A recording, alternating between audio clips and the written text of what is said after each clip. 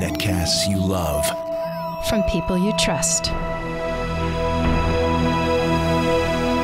This is Twit. Bandwidth for Triangulation is brought to you by Cashfly at CACHEFLY.com. This is Triangulation, episode 333, recorded on Friday, February 9th, 2018. Niall Ferguson. This episode of Triangulation is brought to you by Rocket Mortgage by Quicken Loans. Home plays a big role in your life, and that's why Quicken Loans created Rocket Mortgage. It lets you apply simply and understand the entire mortgage process fully, so you can be confident that you're getting the right mortgage for you. You can get started at rocketmortgage.com/triangulation. Hello, everyone, and welcome to Triangulation. I'm Jason Howell, your host for the day. This is the show where we sit down with some of the people who are, well, a lot of times who are writing fantastic books on the many topics that we talk about on the Twit Network all the time. And today is no different. We have Niall Ferguson, biographer, historian, author of just a number of books. Most recently, though, and what you're here to talk about with me is The Square and the Tower, Networks and Power from the Freemasons to Facebook. And Niall, it's great to get you on the network and on the show today. Thank you for joining me. I'm excited, Jason. This is the first time for me to be on this network.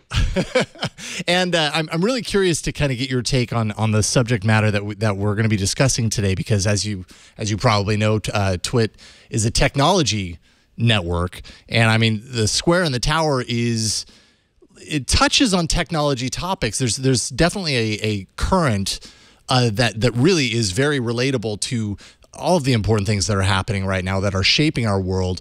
The foundation being social media is driving a lot of this stuff. But I know a lot of what you write about in your book is much more historical than that. It doesn't dwell completely in the technological aspects of things, but really gets to the heart of what a network truly is and what makes a network successful and so influential in so many ways. So I thought we'd kind of start there, maybe kind of give a little bit of background. And, and I think the obvious starting point is The Square and the Tower. What is your inspiration for really diving into breaking apart how these networks work?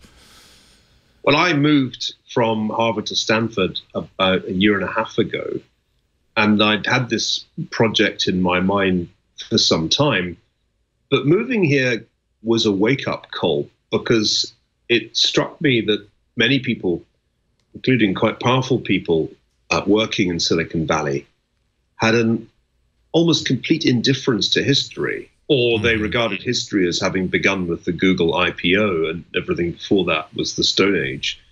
So I wanted to write a book that would give a history lesson to those tech types who think they have invented the world anew and have nothing to learn from the past. But I also wanted to get my fellow historians to think a little bit more about not just technology, but also the social networks that can be built on it. So this is a book that I think your audience will enjoy a lot more than the history books they were made to read at school, which they probably hated, because this book takes you on a kind of roller coaster ride through, well, more than 500 years of history. It's pretty much focused on the last 500 years. And it makes some provocative arguments about the relationships between hierarchical structures of power, towers, and social networks, squares, hence the title of the book, The Square and the Tower. And it argues probably a little bit against the grain of your viewers that not everything in history is technologically determined. Technology matters a lot, but sometimes the direction of causation is not quite the one that you expect. So I offer an alternative historical theory for the origins of Silicon Valley, and I offer some arguments about why particular technologies have taken off at particular times. I'm not a technological determinist, but I'm a historian who takes technology very seriously and wants to make sure people who work in computer science and in engineering are aware that not everything they invented in the last 20 or 30 years is completely new. Yeah, and it's really easy to dwell in that world in the technological space. We, obviously, we're here in Silicon Valley, and it really seems like the makeup of the area is based now more than ever around technology. So it's easy to dwell inside of that realm and feel like this is the first time we've seen these things happen. And of course, you're a historian. You know that, we've seen this happen many times in different instances, but it is no doubt a highly technological point in our existence, right? So much more now, more than ever, these things are determined in the technological space. Eric Schmidt had said that, of course, there's a quote from Eric Schmidt from Google on the back that says that this provides that much needed history lesson to Silicon Valley. Why do you think people in Silicon Valley have been so quick to not respect or understand the history that drives what makes these services so successful for them? Well, I think it's very tempting when everything is going fantastically well and businesses are booming to assume that it's because you're a genius, right, and you've changed the rules, invented something that's fundamentally so new that whatever went before is sort of irrelevant to you. Mm-hmm. I think a good illustration of this problem is that just a couple of years ago, nobody in Silicon Valley had an inkling of the trouble that was brewing in and around the election of 2016.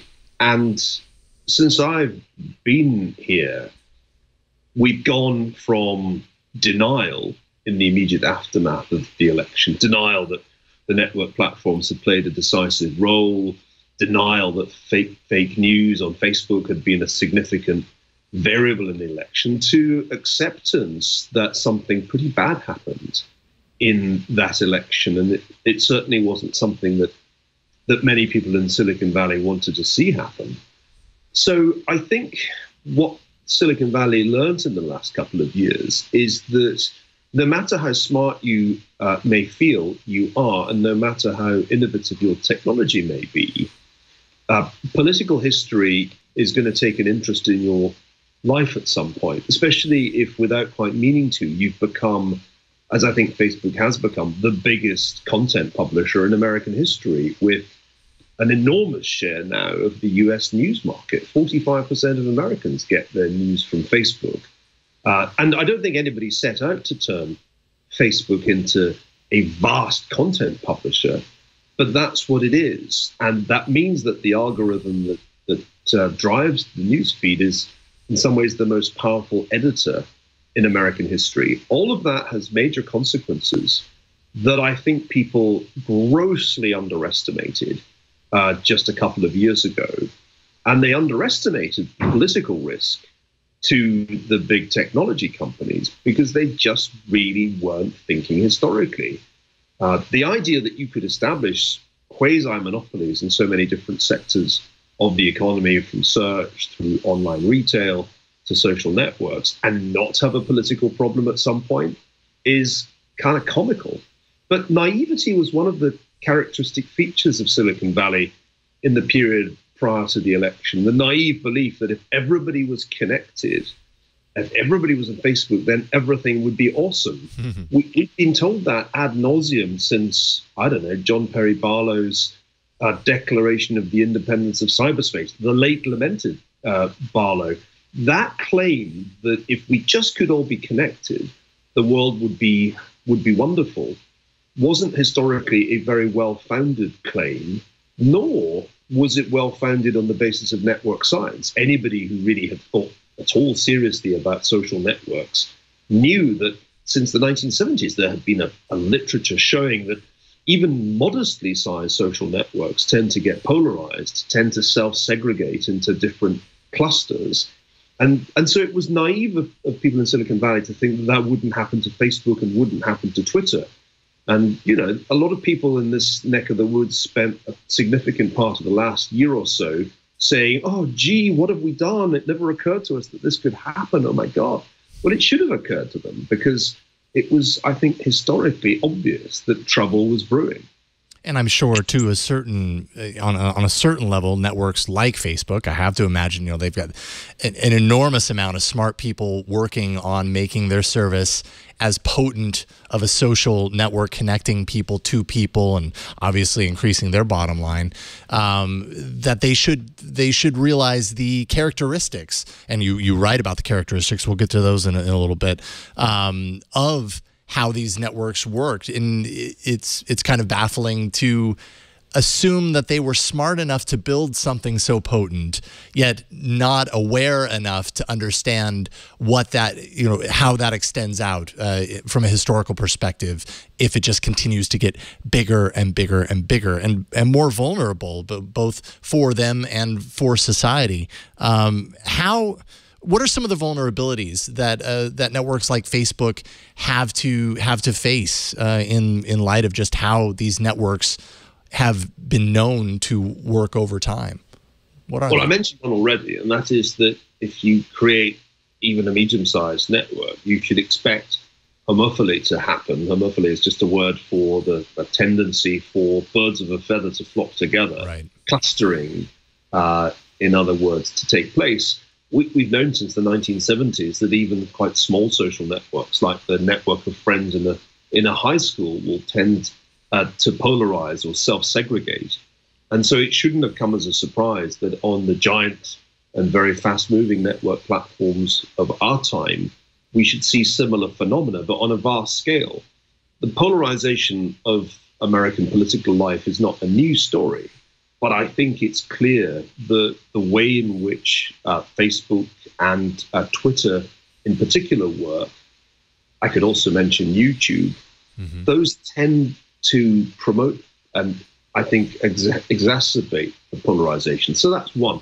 Number two, I think the fact that the world is getting smaller, that it's no longer 6 degrees of separation, it's 3.87 on Facebook, was not necessarily going to make the world a happier place. And I think that the assumption that the smaller the world got, the happier it would be was always slightly naive. One good illustration of this is the phenomenon of crazy stuff going viral. We've all grown rather accustomed to this.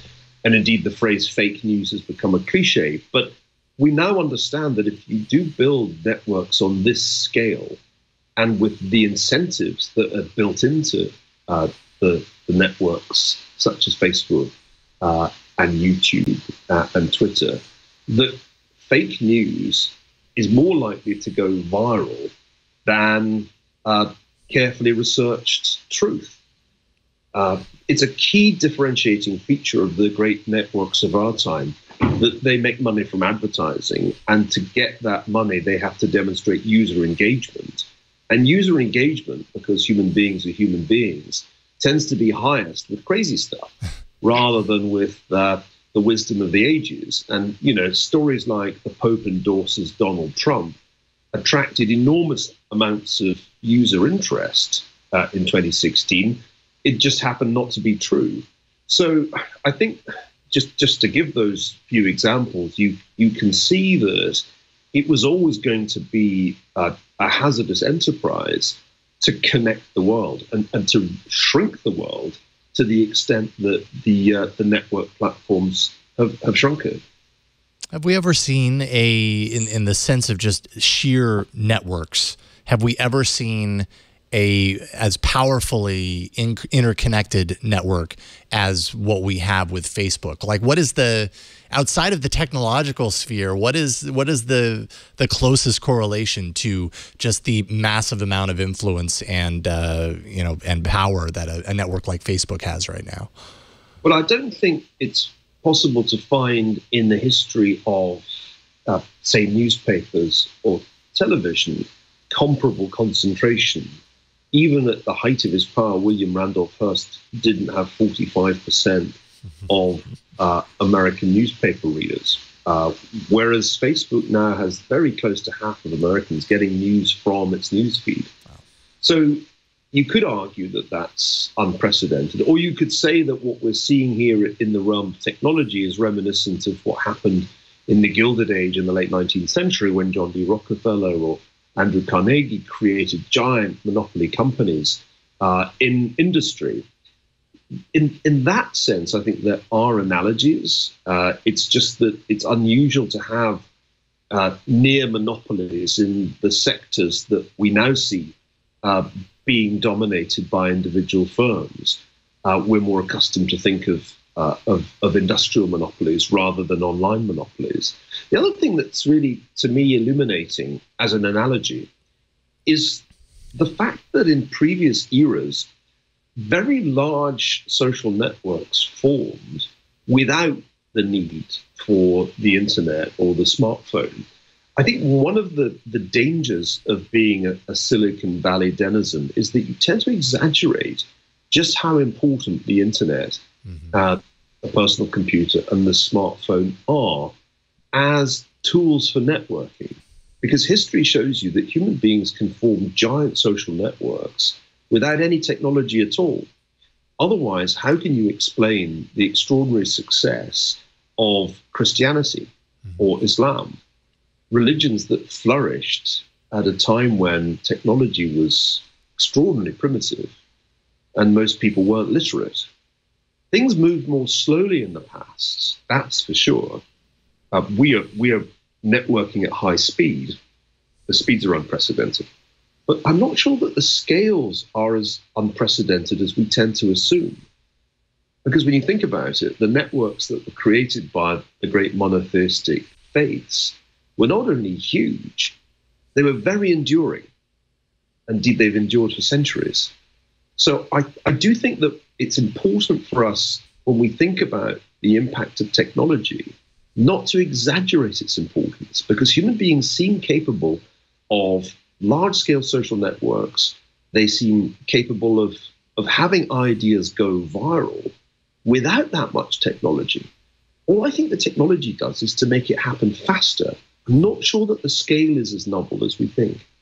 Yeah, and I think what we're realizing is that faster is a problem, or potentially a problem in and of itself. What are the unintended consequences of forming these networks at such a rapid rate, which, I mean, in the grand scheme of everything, the amount of time that Facebook has even existed versus the amount of influence it seems to carry in its own, space is, yeah, you're right. I mean, it's so rapid. Maybe we don't understand what that leads to, or maybe we do now. We know that it leads to, what we've experienced in the past couple of years, this hyper-polarized, easy to disseminate misinformation sort of environment that's very hard to put that genie back in the bottle.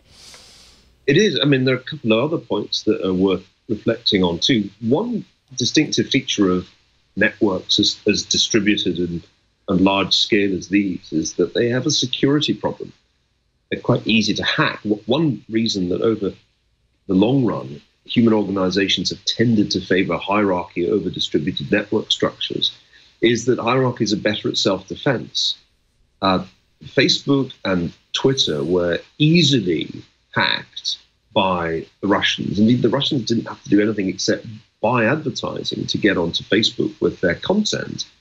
And if you look at the evolution of the Russian interference in the 2016 election, the thing that leaps out at you is that at first, Silicon Valley pretended it hadn't happened, but then under pressure admitted that, well, maybe 10 million people had seen some Russian content. A little bit more pressure was applied, and it turned out to, well, actually 146 million people had seen Russian content on Facebook, and that's more people than voted in the election. So that's another feature of the networks that we've created. Because they're global in their aspiration, they're accessible globally. And that meant that a national enterprise like a presidential election was easy for the Russians to attack, just as it was easy for them to create any number of accounts on Twitter for bots. So I think that's another issue, that the network's inherently rather easy to access for bad actors as well as for good. And final point, which I think is really interesting, Jason, is Silicon Valley told us that we were going to be in a kind of great online democracy. We were all going to be netizens and everybody was going to have an equal right to post stuff online, it was all going to be wonderfully flat. In reality, and you can see this once again in network science as well as in history, giant social networks are not egalitarian at all. Because of the way that they form, because of the thing known as preferential attachment, which leads new nodes joining the network to want to be connected to already well-connected nodes, they're extraordinarily unequal in their structure. A very few nodes have a vast number of edges, and a great many nodes have hardly any. And this unequal character of large social networks is something that we're only gradually coming to understand. It could, I think, be argued that network economics increases inequality in a number of different ways. Number one, there's a winner-takes-all character to network economies, so that one firm ends up being a near monopoly and the people with the equity stakes become colossally wealthy. Number two, the networks themselves become extraordinarily unequal in their structure because of preferential attachment. And then number three, you're overlaying this network economy on top of an already relatively unequal society. Not everybody born in the United States has the remotest probability of getting a job in Silicon Valley because educational opportunities are so poor at the lower end of the scale. So the inequality dimension, it seems to me, is one of the more troubling aspects of network economics. And it's one of the things that makes the progressivism, the liberal leanings of people in Silicon Valley look a little hypocritical to the outsider. Yeah, absolutely.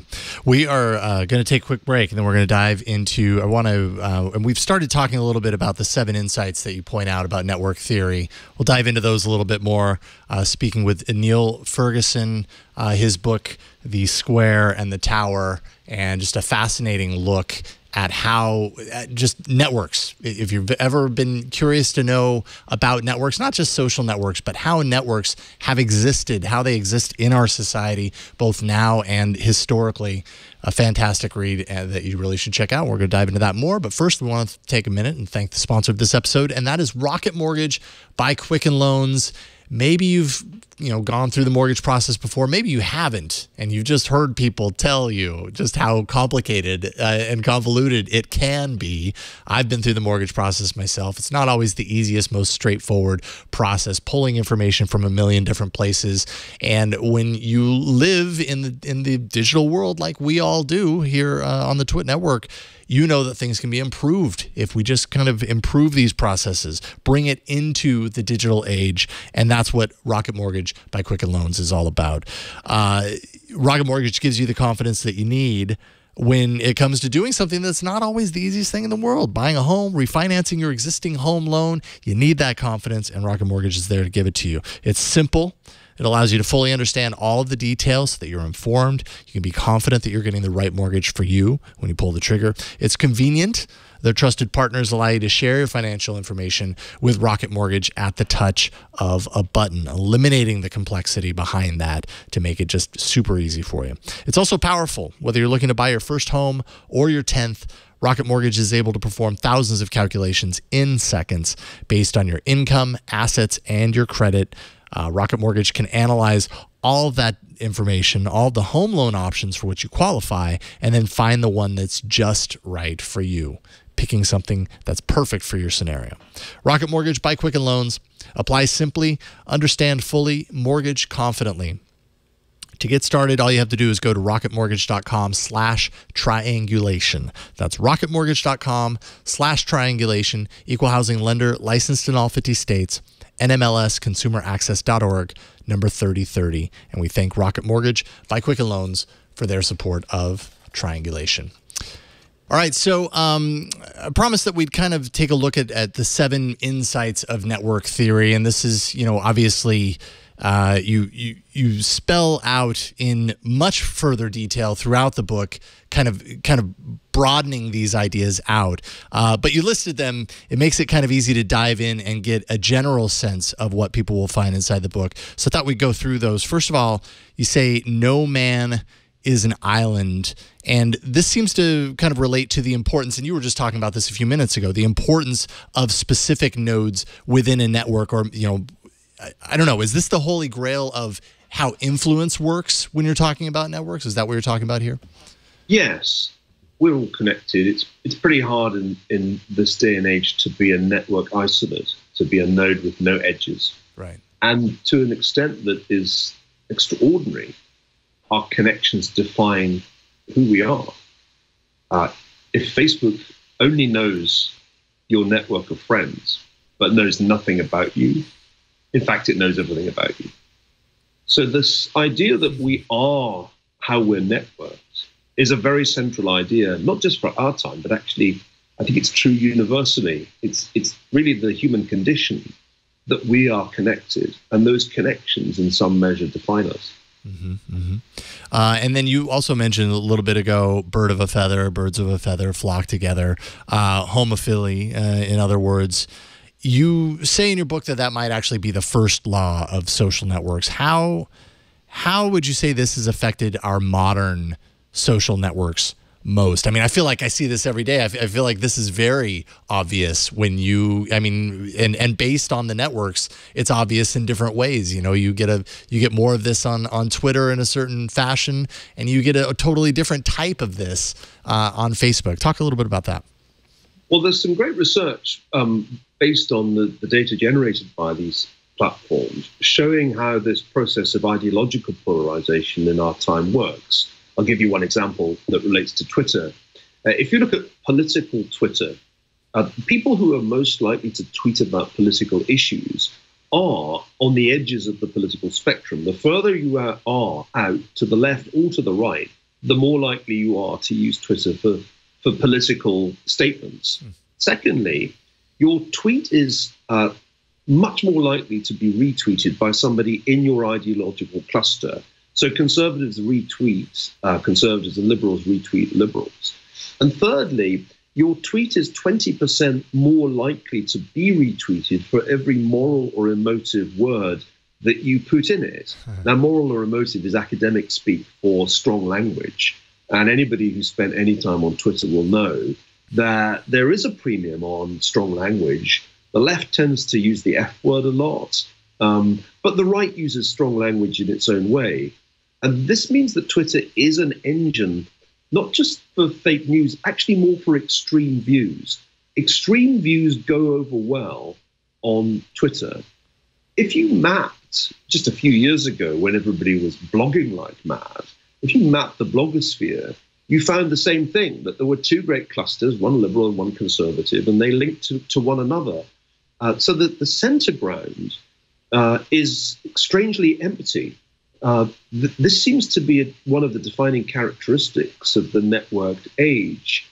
And as the studies pile up, it begins to become clear that we've created engines for polarization, that in some ways the network platforms make this worse because the ways in which, for example, the news feed is configured, or at least the way it was configured, we're still waiting to see how the tweaks change it. The way it was configured tended to send a kind of steady stream of confirming information. You saw more of what you liked. Now, if you keep seeing more of what you like and less of what you don't like, you are trapped in a kind of cycle of confirmation bias.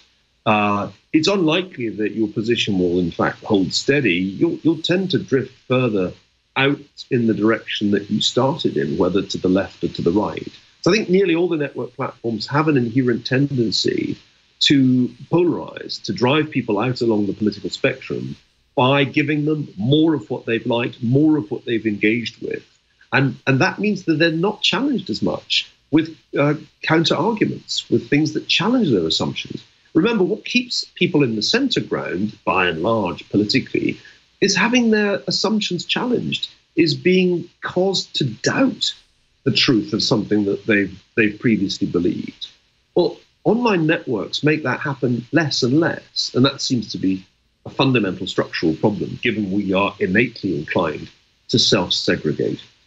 Yeah, and we feel like we have a lot of control over what we are presented, and in some ways we do, but in other ways, as you point out throughout the book, the networks themselves have the ability to determine how we connect and how those relationships are fostered. And so that becomes a danger in and of itself. You also mentioned in here, connected to this topic, the difficulty in determining kind of what the connective tissue is that links an actual relationship. We know that people can flock this way or that way, but what is actually determining what the actual connective tissue is between that pairing can be a little difficult. I guess that's one key component that networks like Facebook are really scrambling to try and figure out, because if they master that, then they're able to keep people longer, get more people in, because people are finding exactly what they're looking for, I suppose.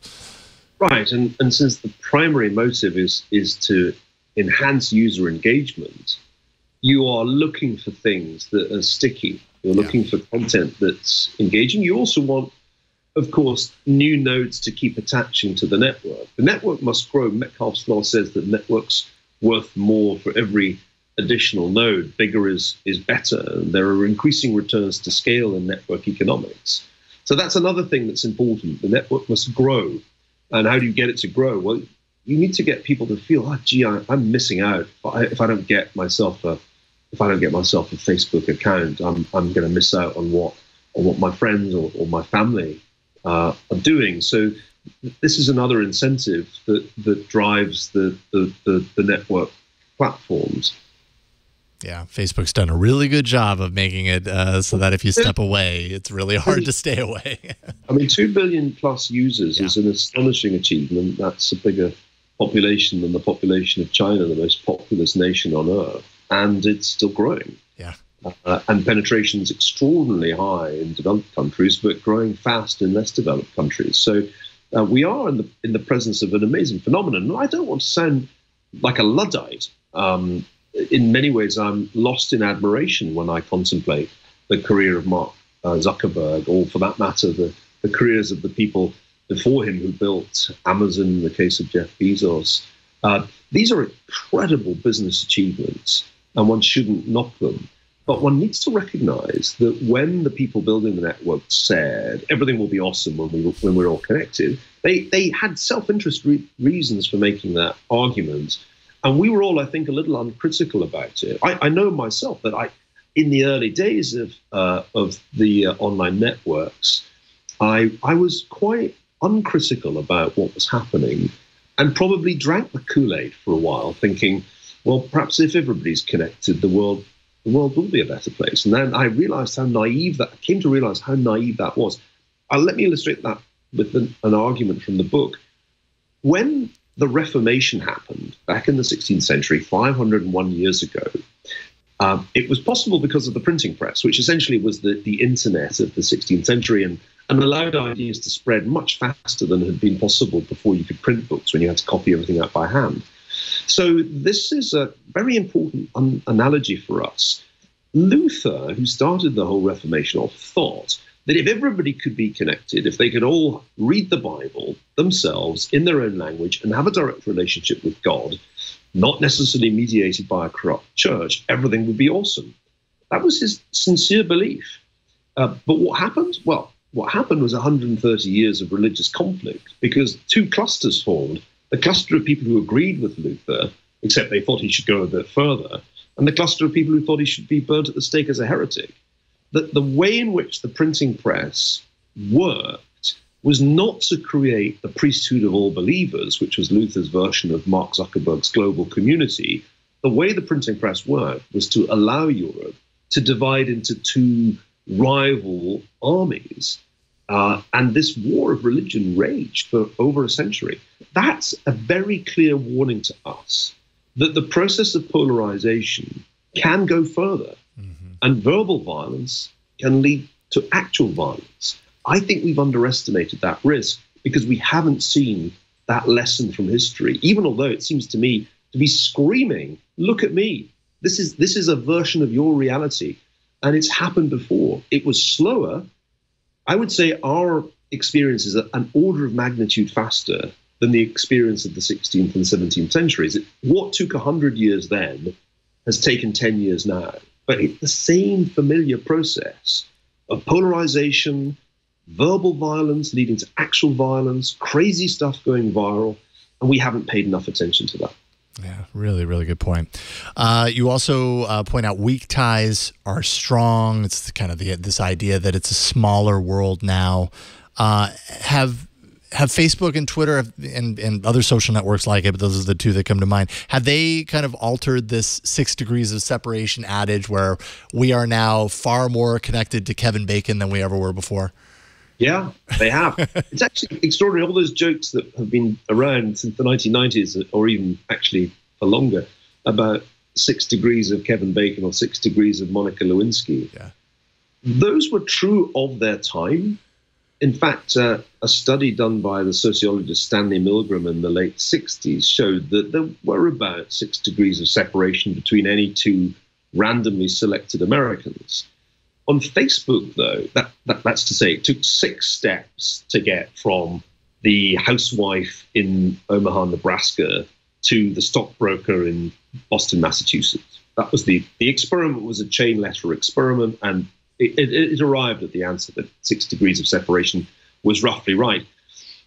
But now on Facebook, it's 3.87 degrees of separation. We're that much closer together, and that number's going down.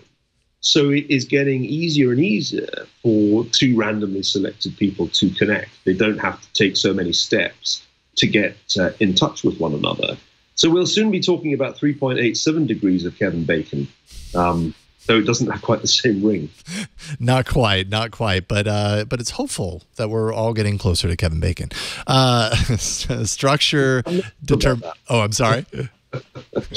Well, I don't know. You see, I think the smaller the world gets, not necessarily the better. Yeah. This assumption that it must be good for the world to shrink, so to speak, to the size of a pinhead, I think we should probably be skeptical about it, because proximity doesn't necessarily lead to great mutual understanding, especially with network platforms that seem calculated to exacerbate our differences. Right. So it's as if this polarization process we're talking about is taking place in a shrinking room. Somebody said to me that they'd imagined that the internet would be like one of those trendy bars in Austin, Texas, where everybody is sitting around in a spacious saloon bar talking about, I don't know, Game of Thrones. But in fact, what we're ending up with is like one of those pubs in my native Glasgow, where it's extraordinarily crowded and a substantial number of people are looking for a fight. That's what the internet's turning out to be. And that's why 3.87 degrees of separation may not be an improvement on 6. Yeah. Because you don't want to be that close to people who are looking for a fight. Yeah. Not to mention there's the whole, layer of the internet being more or less anonymous if you want it to be, which it just encourages even more of what you're talking about. And that ends up, making it easier for a lot of these, these kind of viral, polarized comments to have the spread and reach that they do. People, the barrier is down. People have less fear to share these things that might be ostracized otherwise. Things that used to be confined to the urinal wall are now posted online and seen by millions. That's a change that's happened in my lifetime. I still struggle when I see some of the language used on Twitter to believe that an educated or even a semi-educated person could publish such crudeness, such obscenity. It was in the urinal wall when I was a kid. To see it on my laptop just makes me kind of sick. Yeah, I know. Why do we still use Twitter? Seriously. I was asked what would I do. This was an amusing question. I was asked at a lovely book event in the neighborhood just a couple of weeks ago. I was asked what I would do if I was the CEO of Twitter. And I replied that first I would buy a high-end Tesla and then a very nice house in Woodside. And then I would close Twitter down. I got a round of applause for that answer. It's, well, in some cases, Twitter is that thing that, man, at least in the journalism circles, and I know I fall into this category, it's that thing that rarely makes me feel good, yet I still end up going back to it day after day after day. And that's kind of a symptom of what we're experiencing now with these social networks. Is on one hand, we're getting something out of it because we continue to use them. I stepped away from Facebook a little more than a year ago, and I've only, kind of stepped my toes back in a little bit here and there because there's a lack of connection with some people in my life as a result. So that's a pressure. So we're getting something positive from it, I suppose, but we're also getting a lot of negative. And I don't know what that says about our needs to belong or connect with these networks, but there's a lot of negativity, yet we can't pull ourselves away. And I don't know what the upside of that is. Well, many of Salesforce said at Davos just a few weeks ago that Facebook was really now where cigarettes were at the height of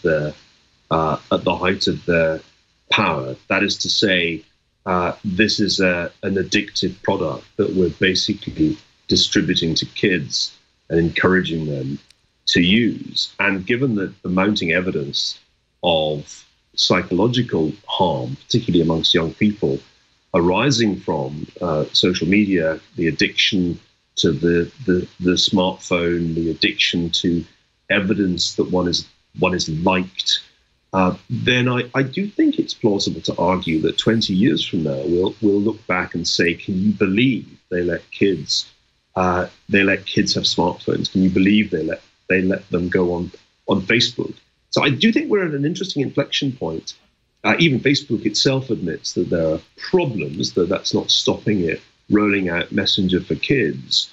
But when you look at some of the research that Nick Christakis has recently done, it's sobering. And if you're a parent, the only rational response is to take those phones and iPads away from impressionable minds. I think it is a bit cigarette-like. I agree with Mark Benioff about that, because we get addicted even though it makes us feel bad, and that reminds me a lot of cigarettes. Yeah, it really does. That's a pretty spot on analogy. Looks like we're kind of rounding a little bit out of time here, and there's so much more to dive into. So obviously, if for folks who are interested in kind of breaking apart what we take for granted with the modern networks that we connect to from a technological standpoint, but also broader than that, that is really what the Square and the Tower is all about. And Niall Ferguson, I really just want to thank you for taking time to talk with us today about your book and everything. What do you want to leave people with? Are you hopeful for where we're headed as far as 20 years from now, looking back and going, what were we thinking back then? What are your thoughts there? Well, I have great faith in the power of a free society to correct itself, to rectify itself. I think there are regulatory fixes that we can do, and I think we need to do them in the way that we've dealt with past problems, past pathologies. I'm more troubled, and maybe this is the right passing or final thought. I'm more troubled by what I see evolving in China, which is a system of social control where big data generated by the network platforms there, Baidu, Alibaba, Tencent, are available to the Communist Party more or less on demand. We're seeing a very different model evolve there, where there really is no possibility of privacy. And this is empowering an authoritarian one-party state in ways that even the 20th century totalitarian states couldn't dream of. At least here there is some separation of powers, and I think it's generally agreed that the government shouldn't have unrestricted access to the data that we've given away to Facebook, etc. We still have to figure this relationship out, but when I look at China, I see a potential arrangement which really uses technology to erode individual liberty completely. That's a much scarier future than the future I foresee for the democratic world. Do you feel like the networks that we're seeing in China serve as kind of an example of where we might be heading here in the West?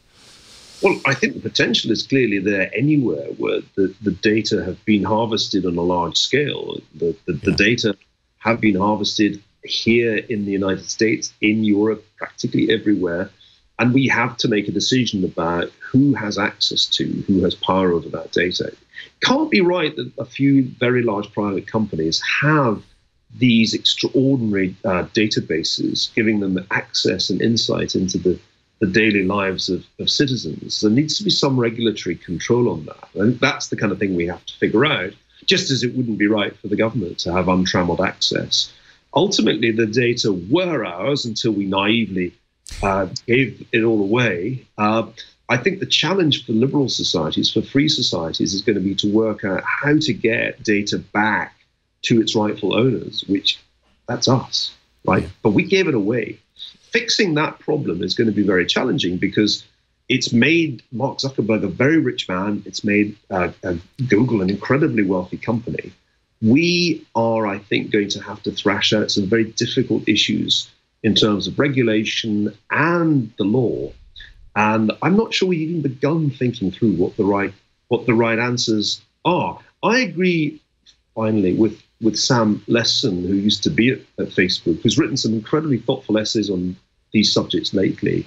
We've only just begun the process of breaking ourselves apart. The polarization's not the end state. Sam Lesson argues that we could end up with a complete fragmentation where everybody has his or her own reality with a tailor-made feed. In those conditions, we don't just lose our data, we may lose any sense of a public space of shared experience that we previously had.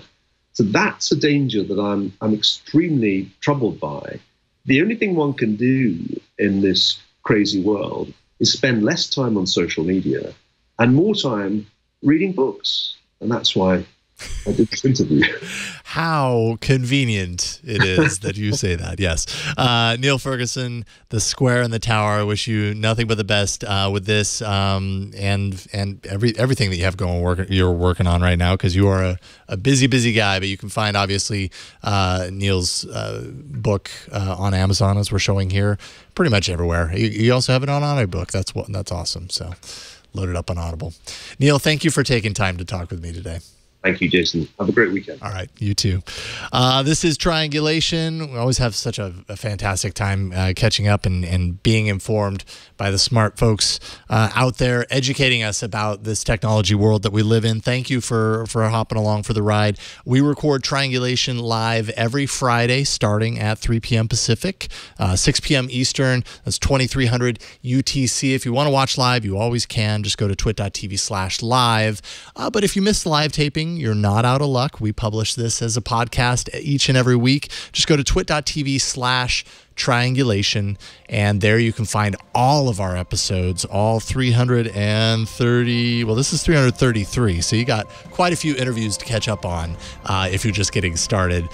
They're all great, and we just have a lot of fun doing this show, and it's my honor to get the chance to do it too. I'm Jason Howell. Thank you for watching this episode of Triangulation. We'll see you next week.